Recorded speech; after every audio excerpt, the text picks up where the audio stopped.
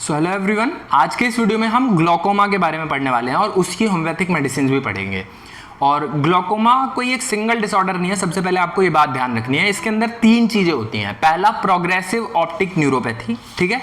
दूसरा इसके अंदर होता है appearance, specific appearance of the optic disc, तो ऑप्टिक डिस्क पे कपिंग देखने को मिलेगी। और तीसरी जो चीज होती है वो specific pattern of irreversible visual field defects, और इरिवर्सिबल विजुअल फील्ड डिफेक्ट्स देखने को मिलते हैं। उनका भी एक स्पेसिफिक पैटर्न होता है। जो विजुअल फील्ड में डिफेक्ट आ रहे हैं वो स्कोटोमास की फॉर्म में आते हैं। वो भी मैं बताऊंगा आपको कि स्कोटोमा क्या होता है और किस तरीके से स्कोटोमा की अपीयरेंस होती है ग्लोकोमा के केसेस के अंदर।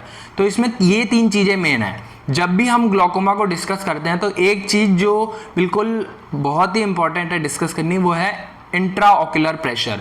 अब ये इंट्राओक्युलर प्रेशर होता किस चीज से है, पहले उसको समझना है। तो एक्वस ह्यूमर आपको जानना होगा। एक्वस ह्यूमर आई के एंटीरियर और पोस्टीरियर चैम्बर के अंदर रहने वाला एक फ्लूइड है, ठीक है। एंटीरियर कंपार्टमेंट, पोस्टीरियर कंपार्टमेंट अलग होते हैं। एंटीरियर चैम्बर, पोस्टीरियर चैम्बर दो अलग होते हैं। एंटीरियर चैम्बर और पोस्टीरियर चैम्बर ये दोनों एंटीरियर कंपार्टमेंट के पार्ट हैं। लेंस के आगे वाला सारा कंपार्टमेंट एंटीरियर है। एंटीरियर कंपार्टमेंट के दो पार्ट हैं, एंटीरियर चैम्बर और पोस्टीरियर चैम्बर, ठीक है। और लेंस के पीछे वाला जो कंपार्टमेंट है वो पोस्टीरियर कंपार्टमेंट है। तो याद रखना, पोस्टीरियर कंपार्टमेंट में विट्रस भरा होता है, एंटीरियर कंपार्टमेंट में एक्वस भरा होता है। अब एंटीरियर कंपार्टमेंट के दो चैनल हैं, मतलब दो पार्ट्स हैं, पोस्टीरियर चैम्बर और एंटीरियर चैम्बर। अब अगर आप अपनी आंख को आगे से देखो और हम अगर एनाटॉमिकल पोजीशन की बात करें तो एंटीरियर चैम्बर प्यूपिल के आगे होता है और पोस्टीरियर चैम्बर प्यूपिल के पीछे होता है, ठीक है। ऐसे आप इसे थोड़ा सा रिलेट कर सकते हो। प्यूपिल वो छोटा सा स्पेस है हमारी आंख के अंदर जहां से लाइट की रेज एंटर करती हैं आईज में, ठीक है। तो ये एक सिंपल सी एनाटॉमी मैंने आपको समझा दी है। आपको फिर से बता देता हूं, एंटीरियर चैम्बर अलग चीज है और एंटीरियर कंपार्टमेंट अलग चीज है। एंटीरियर कंपार्टमेंट लेंस के आगे वाला पूरा पार्ट है और पोस्टीरियर कंपार्टमेंट लेंस के पीछे वाला पूरा पार्ट है। बट एंटीरियर चैम्बर वो पार्ट है एंटीरियर कंपार्टमेंट का जो कि प्यूपिल से आगे लाई करता है, और पोस्टीरियर चैम्बर वो पार्ट है एंटीरियर कंपार्टमेंट का जो प्यूपिल के पीछे लाई करता है। तो ये बेसिक एनाटॉमी आपको पता होनी चाहिए। अब एक्वस ह्यूमर फॉर्म होके पहले आएगा पोस्टीरियर कंपार्टमेंट पे। अब एक्वस ह्यूमर का फॉर्मेशन करेगा कौन? आईओपी की बात कर रहे थे हम, तो इंट्राओक्युलर प्रेशर एक्वस ह्यूमर की वजह से होता है। अब आईओपी एक्वस ह्यूमर की वजह से हो रहा है। एक्वस ह्यूमर को सिलियरी बॉडी फॉर्म करती है। Ciliary body second layer choroid का एक पार्ट होती है ना। कोरोइड के तीन पार्ट्स होते हैं और उसमें सिलियरी बॉडी एक पार्ट होती है। तो कोरोइड लेयर को तीनों पार्ट्स को मिला के हम बोलते हैं यूविया। उस यूविया में कोरोइड भी आता है, उसमें सिलेरी बॉडी भी आती है। अब ये जो सिलेरी बॉडी है ये फॉर्म कर रही है aqueous humour. Aqueous humour posterior chamber में आएगा सबसे पहले, फिर वहां से प्यूपिल को पार करके एंटीरियर चैम्बर में आ जाएगा। तो ये इसका बेसिक फॉर्मेशन का पाथ है। अब ये ड्रेन कैसे होता है? तो एक ट्रेबिकुलर मैशवर्क होता है जो कि इंटीरियर चैम्बर में से इसको ड्रेन करेगा। ट्रेबिकुलर मैशवर्क इसको खींच लेगा, वहां से ये कैनाल ऑफ श्लेम में चला जाएगा। कैनाल ऑफ श्लेम से फिर ये आगे वीन में चला जाता है, ठीक है, और वापस वीन में मिल जाता है। सो ये एक्वस का नॉर्मल आउटफ्लो है।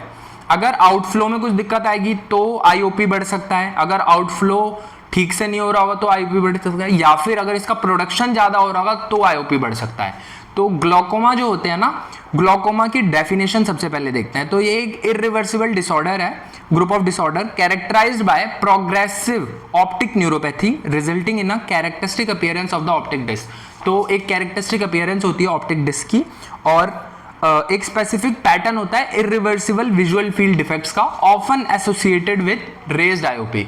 अब ना जब भी ग्लोकोमा की बात होती है तो लोगों को लगता है इंट्राओक्युलर प्रेशर बढ़ा ही होगा, बट बुक में साफ साफ लिखा है not always, but not always, हमेशा आईओपी नहीं बढ़ा होगा ग्लोकोमा के केसेस के अंदर। अब क्लासिफिकेशन देखते हैं। तो क्लासिफिकेशन में देखो, प्राइमरी ग्लोकोमा हो सकता है, सेकेंडरी ग्लोकोमा हो सकता है। प्राइमरी ग्लोकोमा के भी तीन टाइप हो सकते हैं, primary open angle, primary angle closure और प्राइमरी कंजेनाइटल ग्लोकोमा।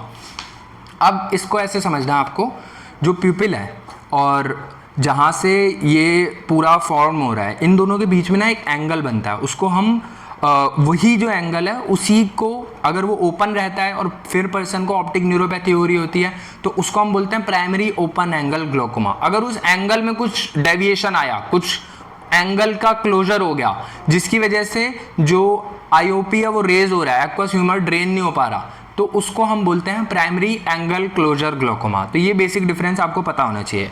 और प्राइमरी कंजेनाइटल ग्लोकोमा, तो ये बचपन से होता है, प्राइमरी कंजेनाइटल ग्लोकोमा, ठीक है।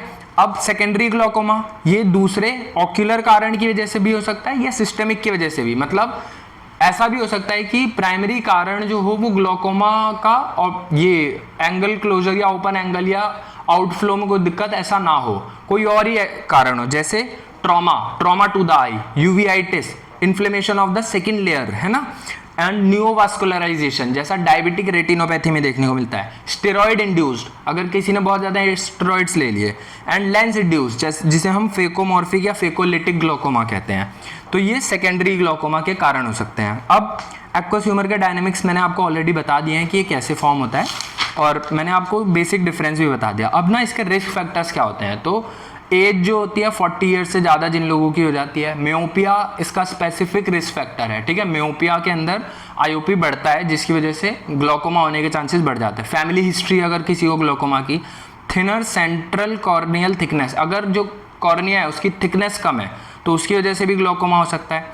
Then diabetes, hypertension, steroid use and Graves disease, ठीक है। अब ये एक ना साइलेंट डिजीज है, तो इसके क्लिनिकल फीचर देखोगे तो एसिम्प्टोमेटिक होती है इन अर्ली स्टेजेस, फिर ग्रेजुअल विजुअल फील्ड का लॉस होगा, और लेट डिजीज में टनल विजन हो जाएगा, सेंट्रल विजन स्पेयर्ड, बिल्कुल लास्ट तक भी सेंट्रल विजन स्पेयर्ड रहेगा, और बाकी जो पेरिफेरल विजन है उसके अंदर दिक्कत आने लग जाएगी। इसलिए मैंने बताया था इसमें स्कॉटोमा का फॉर्मेशन होता है।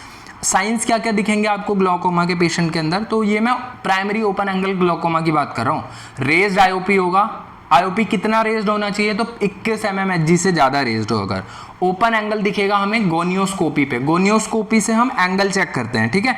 ये एक प्रोसीजर होता है जिसमें एग्जामिन किया जाता है आइरिस और कॉर्निया के बीच का एंगल, आइरिस और कॉर्निया के बीच में जो एंगल बन रहा है उसको एग्जामिन किया जाता है गोनियोस्कोपी से, ठीक है। और अगर वो एंगल ओपन है तो उसको हम ओपन एंगल ग्लोकोमा कहते हैं, और अगर वो एंगल क्लोज्ड है तो उसको हम एंगल क्लोजर ग्लोकोमा कहते हैं। अब इसमें ओपन एंगल दिखेगा हमें गोनियोस्कोपी पे, ऑप्टिक डिस्क की कपिंग दिखेगी, और कप और डिस्क का जो रेशियो है वो 0.6 होगा।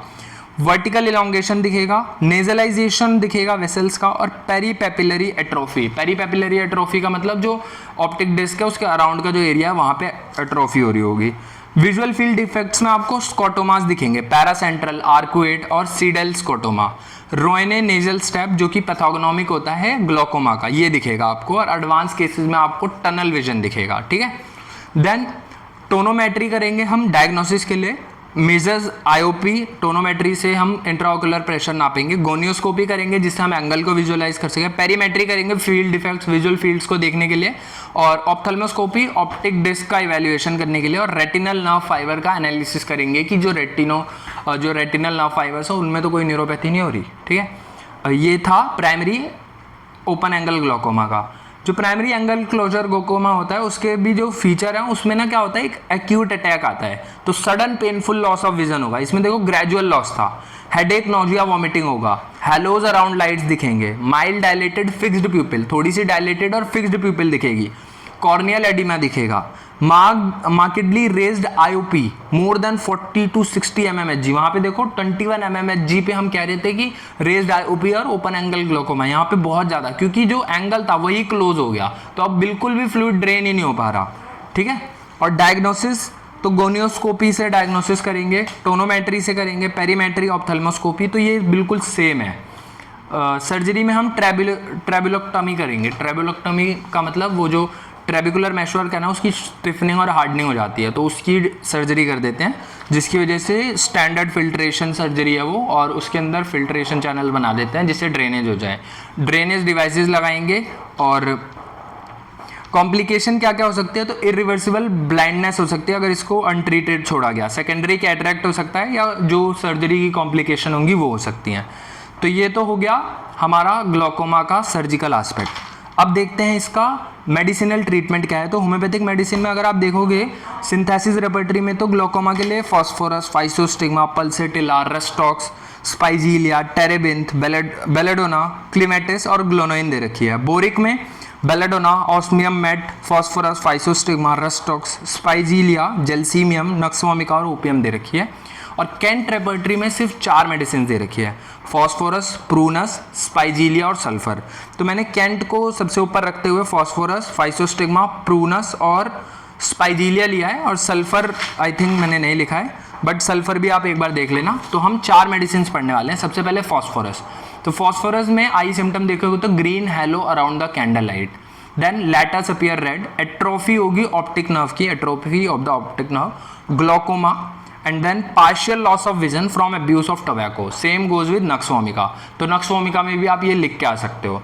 एग्रेवेशन होगा ट्विलाइट में, इवनिंग में and during a thunderstorm, and amelioration होगा डार्क कोल्ड ओपन एयर और स्लीप में। ठीक है, अगली जो मेडिसिन है वो आई की स्पेसिफिक रेमेडी में से एक मानी जाती है। उसमें फाइसोस्टिग्मा है, flashes of light with partial blindness, and glaucoma with paralysis of accommodation and astigmatism.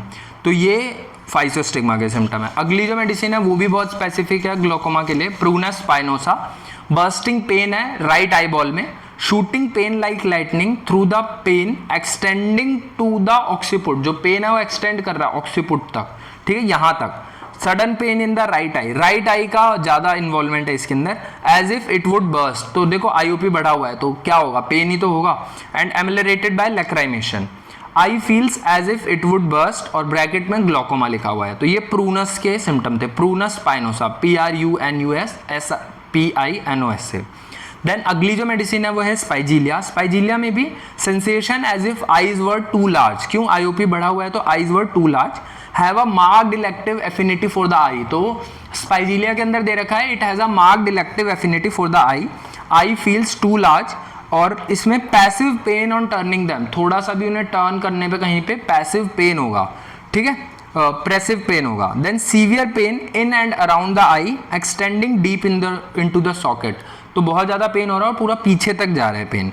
Verse by turning, turning से, आई की टर्निंग से, टच, और एमिलरेशन होगा इसको lying on right side with head high. ठीक है, सो ये इसके 4 थेरेप्स थे, फॉस्फोरस, फाइसोस्टिग्मा, प्रूनस और स्पाइजीलिया। और ग्लोकोमा वैसे तो बहुत ही बड़ा टॉपिक है अगर इसे पढ़ने बैठें, बट क्योंकि हम सिर्फ एग्जाम पॉइंट ऑफ व्यू से पढ़ रहे हैं तो ये सारी चीज़ें आपके लिए इंपॉर्टेंट थी। बाकी एक बार आप ऑप्थेल्मोलॉजी की बुक से एंगल क्लोजर ग्लोकोमा को और डिटेल में देख लेना। मैंने इसमें कंजेनाइटल ग्लोकोमा कवर नहीं किया है। कंजेनाइटल ग्लोकोमा के अंदर भी आईओपी कुछ केसेस में रेज्ड होता है, और इसके अंदर ना ब्लू स्क्लेरा देखने को मिलती है, क्योंकि आईओपी रेज्ड होता है, सीसीपी मतलब सेंट्रल कॉर्नियल थिकनेस बहुत ज़्यादा बढ़ जाती है, जिसकी वजह से अंदर का टिश्यू विजुअलाइज होने लगता है। तो ब्लू स्क्लेरा, इस पर मैंने एक शॉर्ट भी डाल रखी है, तो आप वो भी देख सकते हो। ठीक है, so this was all about glaucoma and it's homeopathic medicine. मिलते हैं नेक्स्ट वीडियो में, तब तक के लिए बाय बाय।